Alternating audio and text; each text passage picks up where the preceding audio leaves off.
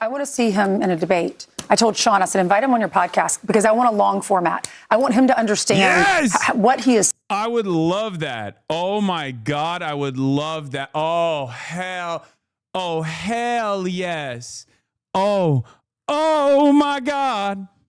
Okay. Fox News has decided to put me in the crosshairs once again, as I talked about earlier.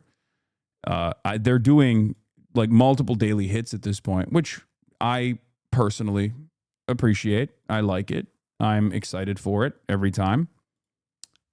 Because while that might not get all the MAGA boomers to listen to what I have to say, right? They might be fearful of who I am and what I'm saying and what I'm doing. There are definitely boomers on the other side that have a negative opinion of Fox News and have a negative opinion of right-wing politics, Trump, who hate Trump just as much as I do, who will hear some of these words coming from the mouth of a Fox News host and go, I kind of like what this guy has to say. There's a negative polarization that takes place in these moments, and therefore, I welcome this stuff, right? Now, if I was a different person, if this was a different time, if, for example, I did not have the opportunity to reach my own audience organically, and that, you know, I was limited to whatever mainstream media was saying about me and I had no way to retort, obviously this would be devastating. If the large majority of people only encounter what you have to say through a negative filter, they're going to develop a negative attitude. But that's not the case any longer. A lot of people have access to the internet. A lot of people are actually interested in getting or incorporating independent outlets into their media diet, even old people.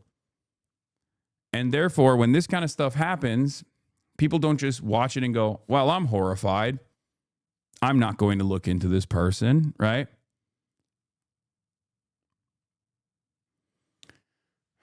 They do the opposite. Plenty of people do the opposite.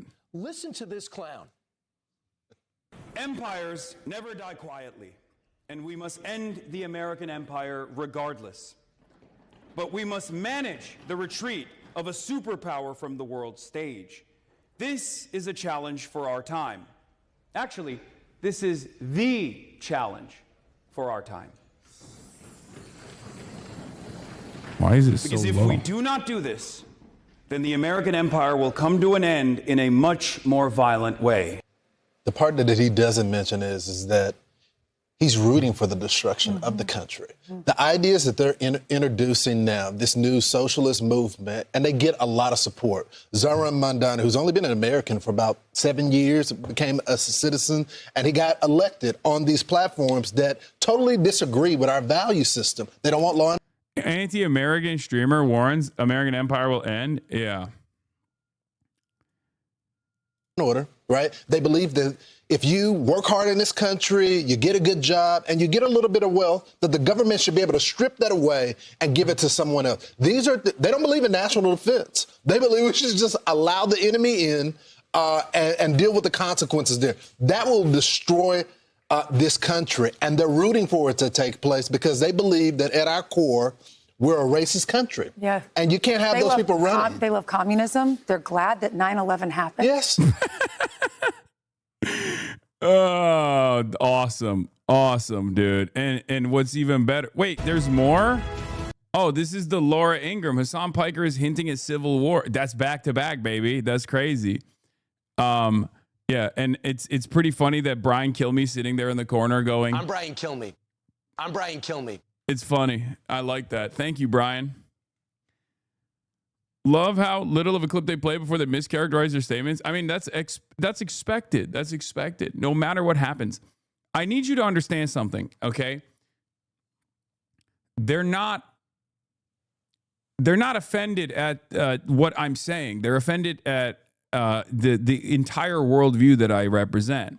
So from that perspective, they're going to do everything they can. They're going to do everything they can to disparage the messenger. They're going to bastardize the messenger. They're going to chop it up. Okay. What is this? They want you on the Sean Hannity podcast. Fox and Friends. I want to see him in a debate. I told Sean, invite him on your podcast. I don't even know if he lived through 9/11. I want someone who's brilliant, who can say that to him that will happen. Oh, there was more. There was more.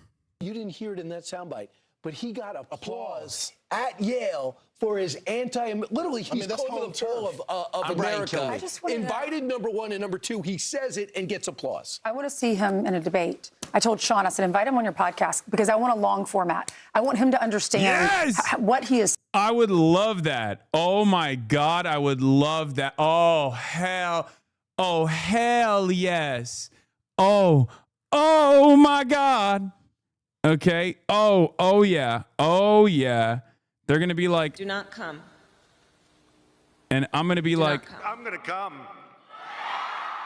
you know what I'm saying? That's what it's gonna be like. I'm just saying, I'm gonna come. reach out immediately before they forget. Yes. Did you see the highlight reel from Fox? No, not yet. We're gonna look at that in a second. I didn't even know that there was more additional commentary on this. I don't think he's lived through communism. He hasn't lived through. I don't even know if he lived through 9/11. How old is he? He looks young. Yeah, he's right. Oh, thank you. Oh my God. Oh my God. The glaze. Oh my God. Fox News. I'm blushing. Oh my Lord. They said, I got gray beard hairs. And I got this is the oldest I can possibly look, right? Because like there's different variants. If I shave all of it off, including the mustache, I look like a child. It's horrible. Everyone makes fun of me. If I shave the beard off, or if it's at least like a little scruffy, I de-age by like a decade. So it's pretty funny that she thinks that I'm not 34 years old. Bro, she literally said you look younger than 25. Yeah, it's pretty crazy. That's wild that she thought I was younger than 25. That's wild. Damn, I don't even use any like facial creams or nothing. I don't got no. I'm so happy to live in this time. Yeah. I just want him to understand the consequences for what he's saying and what would happen if America did fall. Where would he go if America fell? But the thing is, Ainsley, people like that are uncoachable. I want to know why he believes this. Oh, Brian's like, no. Sean should not debate him. I'm Brian Kilmeade. Oh, no. Wait, hold up, Brian. No, Sean will destroy me. He will destroy me in the marketplace of ideas. Let me do it.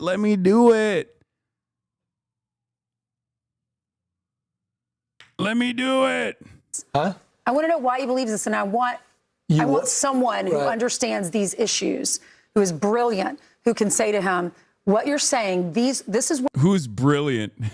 And then the person that she's using as a brilliant orator is Sean Hannity. What will happen if America falls? This is what will happen if America becomes a communist country. All right. Oh my God, I'm licking my lips, dude. Oh my God. I give Sean Hannity a kissy poo. Yeah, Sean Hannity, known brilliant person. Oh my Lord. All right, then there's more that we got. You shouldn't debate him. Such a bad idea. He'll make you look so bad and destroy your position. Yeah, that's what I mean. I'm scared. I'm so scared about that. I would hate that. I would hate for that to happen. I would never do that. I'm terrified. Okay. I want to know.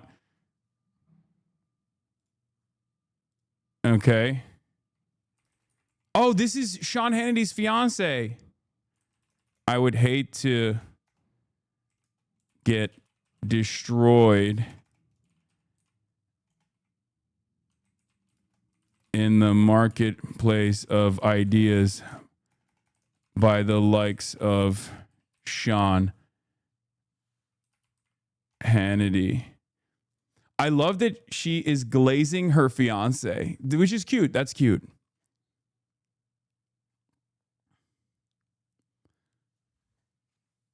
You know they will 100% edit their video to make you look bad. Yeah, I mean, I'm gonna film it myself as well. There's no way that that's gonna be. I would hate to get destroyed in the marketplace of ideas by the likes of Sean Hannity. Oh yeah, the one where Trump leaked their relationship. Yeah, that's the one.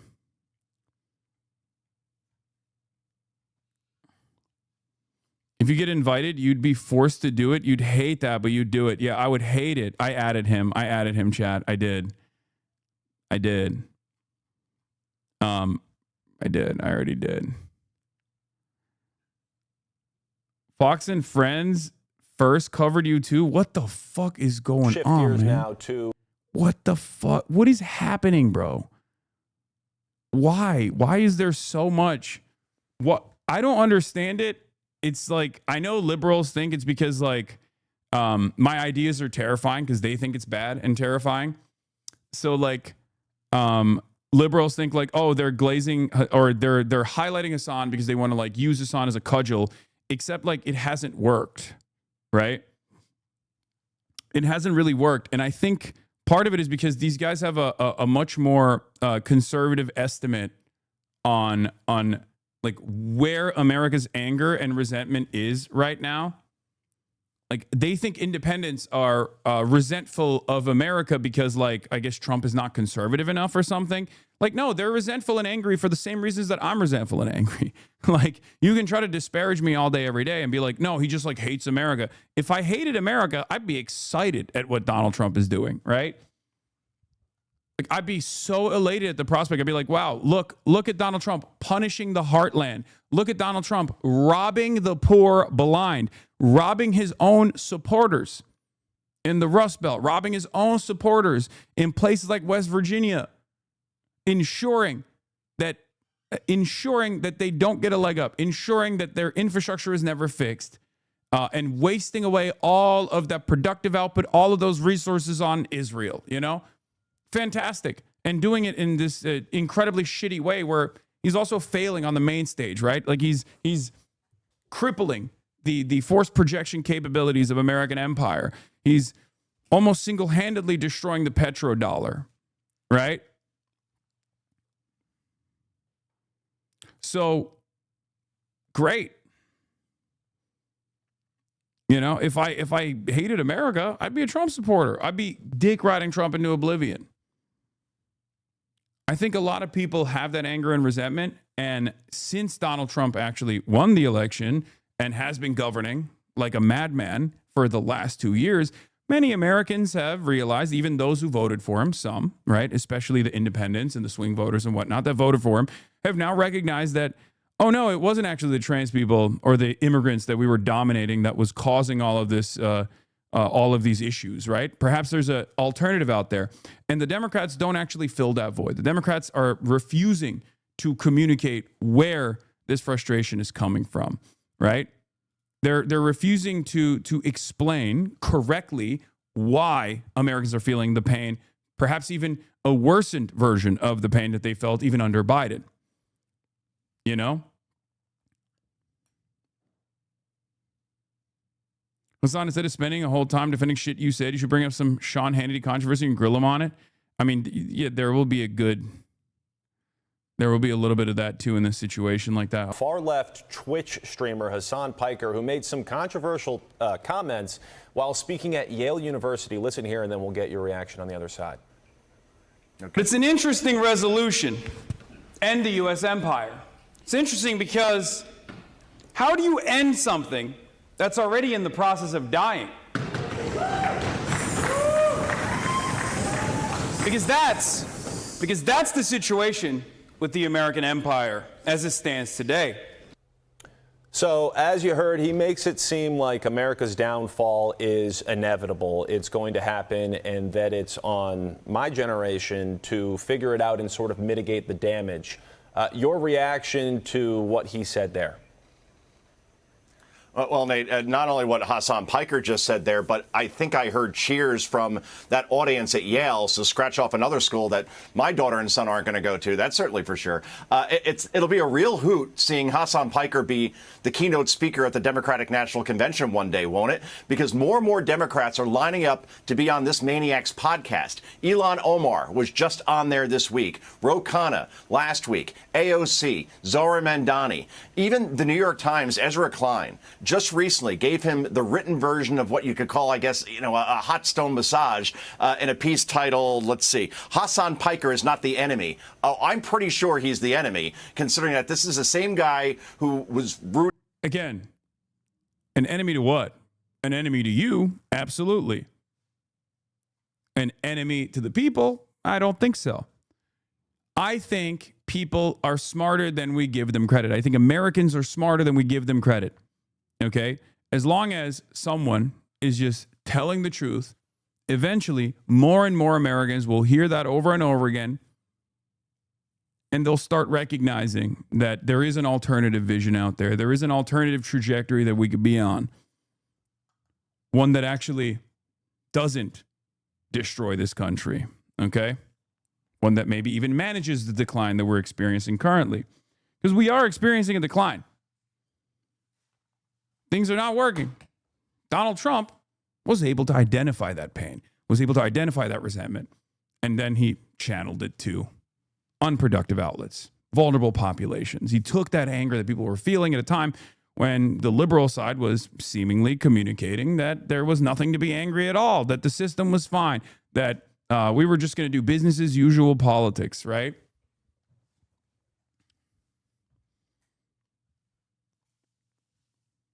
So, put me in front of people, coach.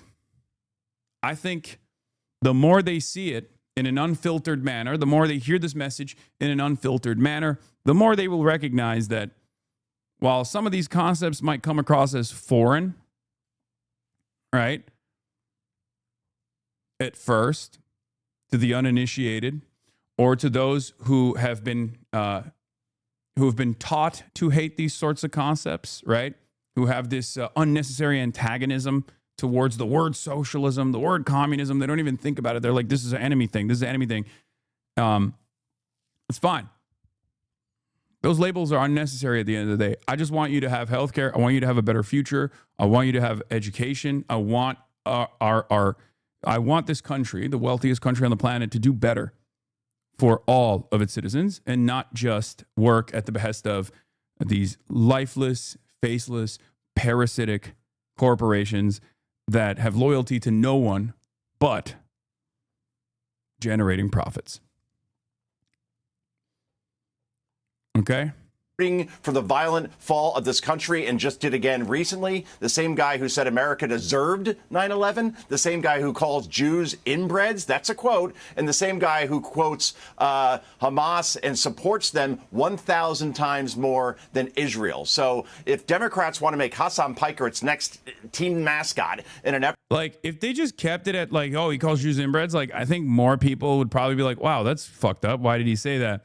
But when they actually end up associating like a bunch of anti-Israel comments right at the end of that, not to give them, tips on how to do better fuck us on propaganda, but like when they do that, people understand that it's not, oh shit, never mind, it's not, this is probably not about Jews at all. It's probably about Israel in general, right? to capture more anti-American, anti-Semitic voters. Roll the dice and take your chances, guys. But this is not somebody they should want to be aligned with, yet they keep lining up to be on this podcast. Go figure. Yeah, and he just called Republicans. It's just funny because, like, this literally failed with Trump. Like, I'm not obviously running for office, right? But this is unironically what the liberals try to do with Donald Trump, where they were like, oh, he says so many offensive things. He says so many terrifying things, right? And people didn't give a shit because they understood what he was talking about.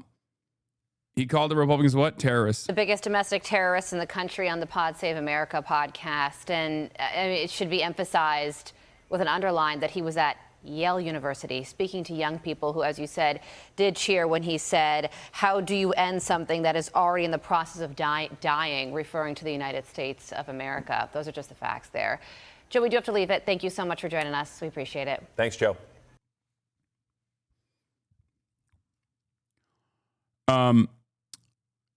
Peter Savodnik on the Free Press, the freest of all press, wrote an article saying, my latest on the Democrats' Hasan Piker problem, where Ezra Klein doesn't get it, and what has to happen next if the party wants to avoid 25 years in the wilderness. Okay? Yeah. When I want to hear about what liberals should do, what the Democratic Party should do, I go to the Free Press, which is a publication that basically operates as a propaganda mouthpiece for a foreign state, Israel, and is also the most pro-Trump outlet out there.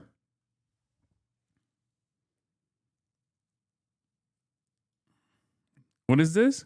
I am shivering right now, having just watched that footage of Hasan Piker saying that our country deserved 9/11. I'm shivering right now. Okay, well, we don't have to watch Newsmax. Come on.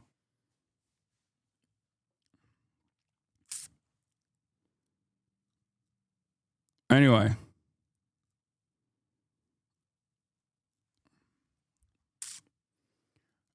There is also Elon Levy, former spokesman for the state of Israel. Elon Levy. It's tragic to see the monumental self-sabotage of the Senate Democrats are performing because of Hasan Pikerization of their party. This is this is something that I never thought I would see. Because this is Hasan derangement syndrome. This is a telltale marker of Hasan derangement syndrome. The idea that Chris Van Hollen and Democratic Party senators are actually moving in this way against Israel for the first time ever in a very meaningful way, by the way. 40 votes is nothing to cast aside. It is an implication. It is basically the clearest example. You might say it's too little too late, and I agree with that, but it's the clearest example that this is now going to be a partisan issue, right? It's over. Like, Israel is losing the Hill. Israel had complete dominance in the Hill. Israel has to now move to just the White House and just the Donald Trump. That's the last bastion that they have of Israel defense. When they lose the uniparty approach to Israel in the Hill, well, things are going to change dramatically in American foreign policy and certainly in the way that Israel conducts itself in the region. But the idea that someone like Chris Van Hollen is taking this approach now, not because of the events that have unfolded, but because he knows who I am and I've been able to convince him, is so idiotic. And the expectation, or I've heard this statement before, right? Like, I've heard people say shit like this before. It's usually like Ethan Klein fans, people that have no understanding of politics whatsoever, people who treat politics like drama that surrounds like certain villains and certain characters that they watch and consume the content of. I wouldn't expect the motherfucking former spokesman of the state of Israel to say such a thing, right? Like, this is a legitimate war criminal, right? Like an adult. And he's calling this the Hasan Pikerization of the party. Israel's your bravest, most dependable ally. We're crossing off your most wanted list, fighting your wars. You're spiting yourself, he says. It's so strange that they think like I am responsible for this, or they would rather associate my name with this initiative. It's very, very strange. Okay. Why are we spending an hour on posts with 160 likes? Did you not hear what I just said? This is the fucking former spokesman for the state of Israel, dude. Like, this is a person who was doing press releases for the apartheid state during the peak of the genocide.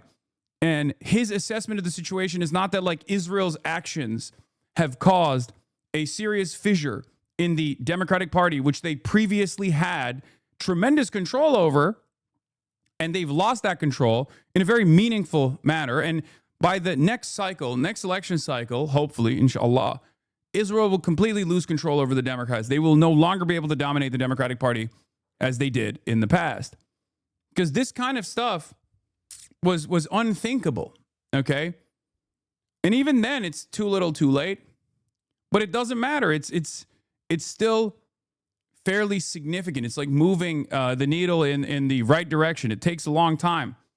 It should be faster. It's an injustice that it's not fast enough, that our politicians are not responsive enough, that the fact that Chuck Schumer is still, voting against this provision to block the bombs, like, it's unbelievable to me. But it's a huge deal in comparison to where this like previous bills like this were regarded by the Democrats in the Senate. Okay, I'll get to that in a second though, because Eitan Nehin, who actually is fairly sympathetic to anti-Zionism, he did a wonderful piece on Adam Friedland recently. He said it would be more substantive to not what? It would be more substantive to not to of the Ben-Gvirization of the Israeli government since he's in power and Hasan Piker isn't. Just last week, Smotrich announced the goal of the war is to expand Israel's border. The Dems aren't going to subsidize the war for the settlers. Yeah, Itan Nechin is a he is a Haaretz reporter in New York, and he actually recently wrote a he recently wrote a piece about Adam Friedland. Yeah, but he's right. He says it's probably a lot smarter to point to, like, you know, Ben-Gvir's impact on the Israeli government and even Benjamin Netanyahu's impact on the Israeli government and what the Israeli government has done that has caused this kind of backlash from the Democrats, previously loyal allies of the state of Israel, than some random fucking Twitch streamer. And he's right.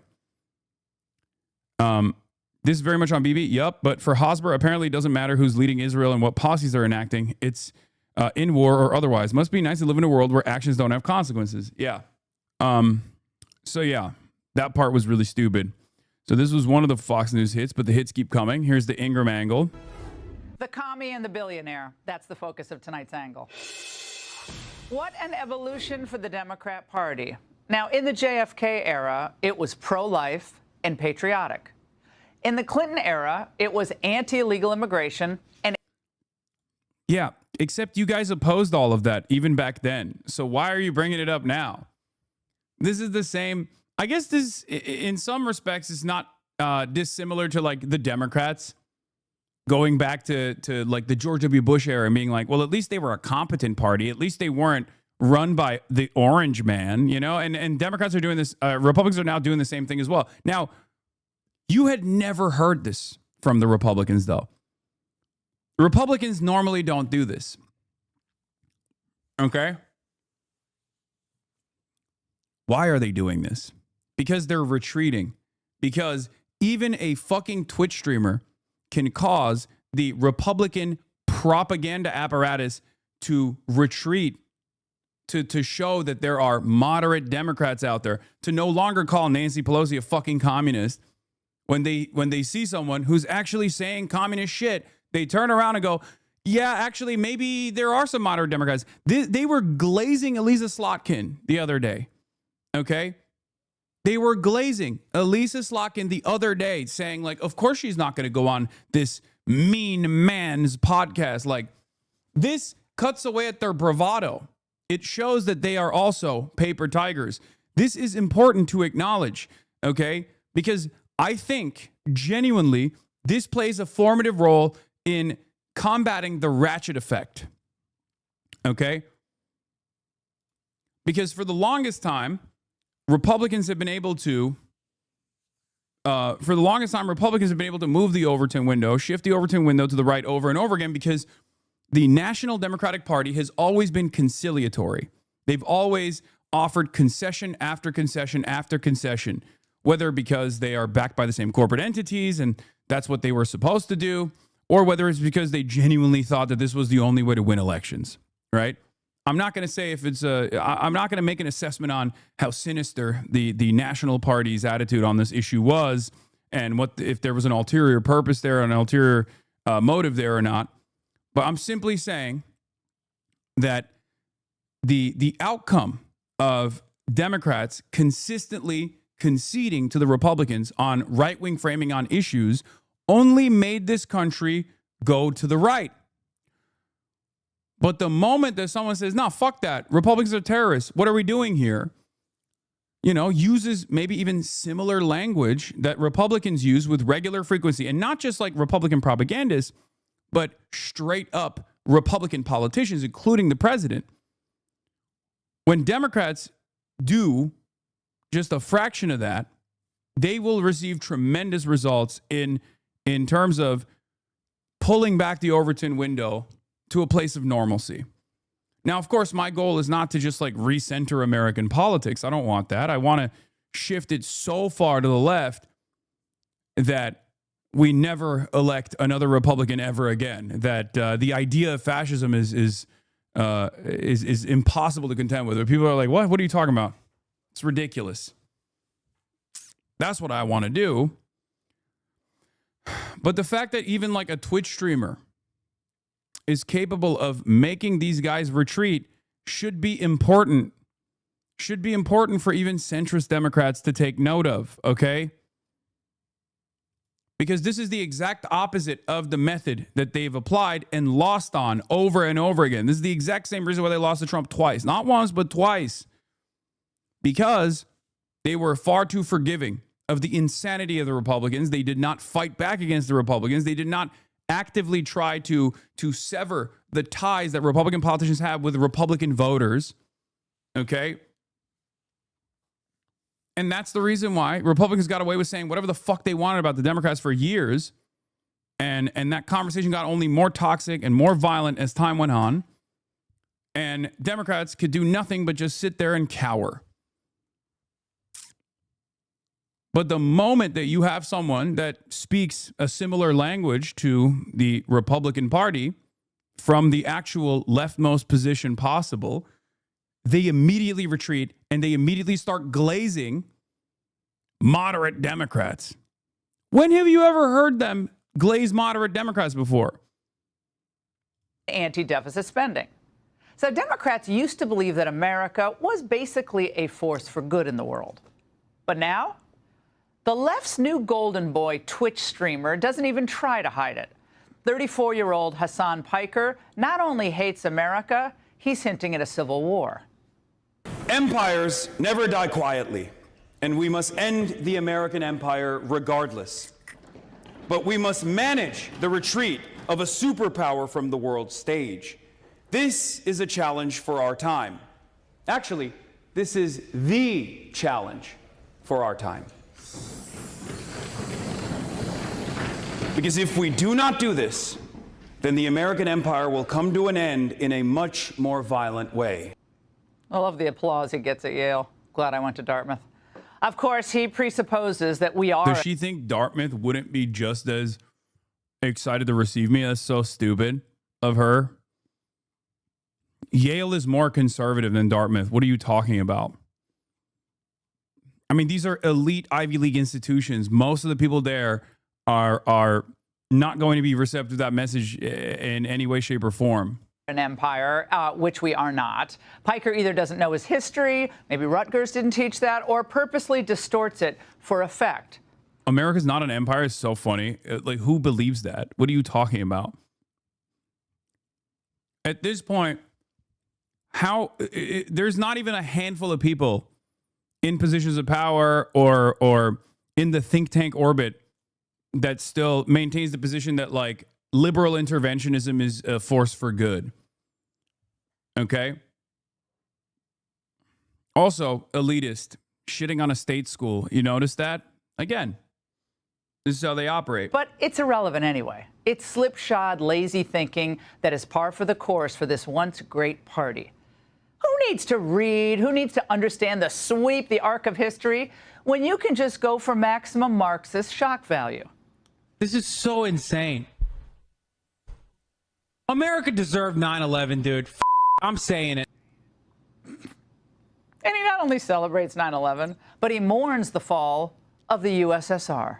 The fall of the USSR was one of the greatest catastrophes of the 20th century. Not only was there incalculable harm done to every single country under its banner, child prostitution, skyrocketing suicide rates, life expectancy plummeting, but America was no longer contested around the globe. And it is precisely because of the end to that multipolarity that we saw accelerated neoliberalism. I love this. I love when they bang the... That's the new applause. Ooh, the Yaleys are actually impressed by the word multipolarity. Very revealing, as was this exchange. When you say Hamas is 1,000 times better, do you actually mean that? Or is that a rhetorical move or like a solidarity signal? I do mean it. I think it's a rhetorical move because it frustrates a lot. I love that they've, I guess, like, at this point, at a certain point, they have to, like, give up on the cheap shots and actually get to the meat of it. Okay. But this is just posting my W's. Like, I have no issue with this. Okay. At this point, Fox News viewers watch you as much as we do. Yeah. Yeah. Your grandparents are getting a very quick, short summary of at least some of my high notes, my highlights. This turns into a highlight reel. The moment that they don't the moment that they're not trying to do the cheap shots that are not resembling my worldview whatsoever, and actually showcasing some of the things that I believe, I'm happy with that. You know, this is a little bit more productive.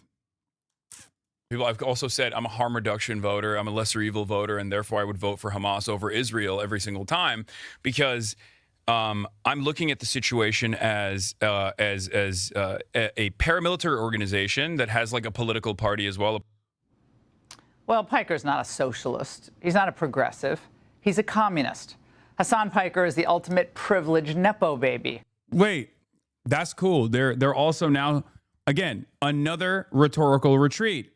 Not only is Laura Ingraham glazing moderate, centrist, neoliberal Democrats, she's also separating communism from progressives and socialism. Okay? Again, that is another rhetorical retreat.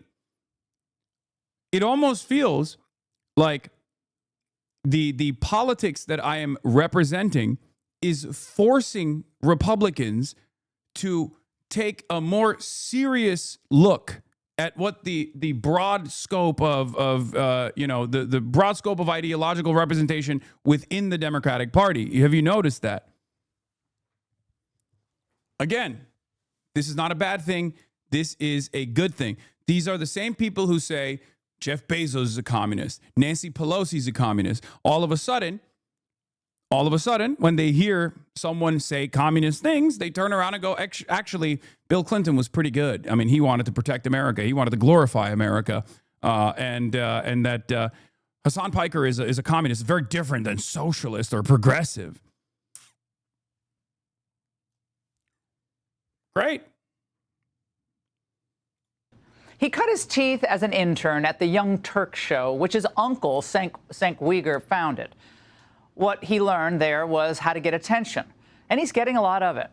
Nothing is off the table, including resurfaced comments about property owners who choose not to rent out their empty homes.